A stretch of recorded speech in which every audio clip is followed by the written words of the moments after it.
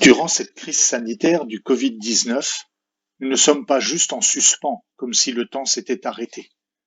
Nous allons pouvoir reprendre l'activité, mais sans doute que rien ne sera plus comme avant.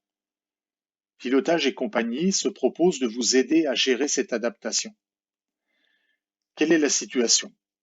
Nous devons trouver comment nous remettre en marche en appliquant des solutions nouvelles face à des problèmes inédits. Tout est remis en cause.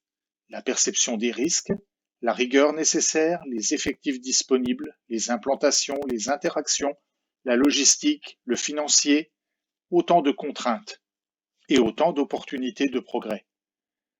Nous proposons un remède qui a déjà fait ses preuves. Une fois encore, l'état d'esprit Lean sera adapté parce que l'on y parle de discerner les problèmes, les résoudre, miser sur l'autonomie, instaurer les bonnes pratiques et chercher le progrès permanent.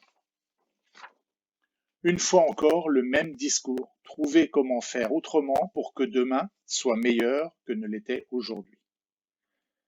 Notre mission chez Pilotage et compagnie consiste à mettre notre expertise au service des organisations pour les rendre plus apprenantes et donc plus performantes.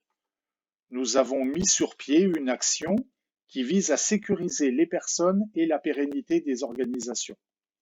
Cette action se décline en 4 phases. Phase 1, sécuriser les collaborateurs, c'est-à-dire mettre en place des actions concrètes afin que chacun ne soit ni contaminé ni contaminant. Cela passera par des études sur le terrain des risques encourus sur les postes individuels et au sein des flux collectifs. Phase 2, assurer les livraisons, c'est-à-dire recréer une logique dans le quoi livrer et à qui, communiquer avec les clients pour les rassurer et bien sûr veiller à ne pas les contaminer.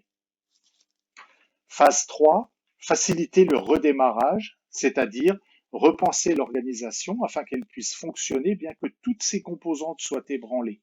La main-d'œuvre, les matières, les méthodes, les machines et le milieu dans lequel tout cela doit être mis en mouvement.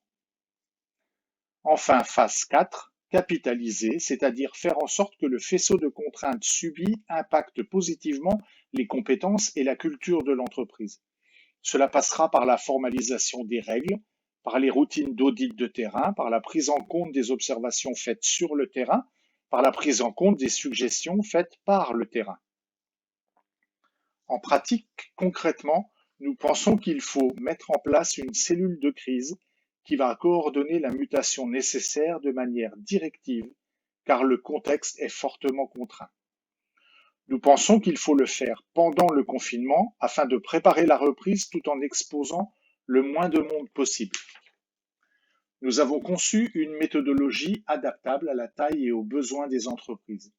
Tout ou partie des 4 phases précédemment exposées, menées de manière simultanée ou séquentielle.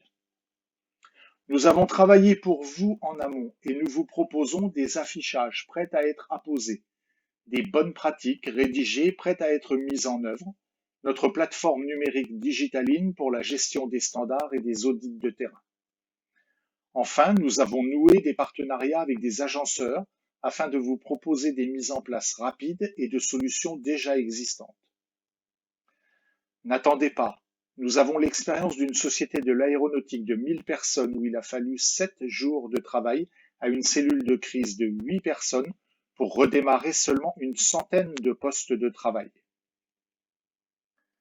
Nous voici au terme de cette présentation. Merci de l'avoir suivie. D'avance, merci de la partager. N'hésitez pas à nous contacter et portez-vous bien.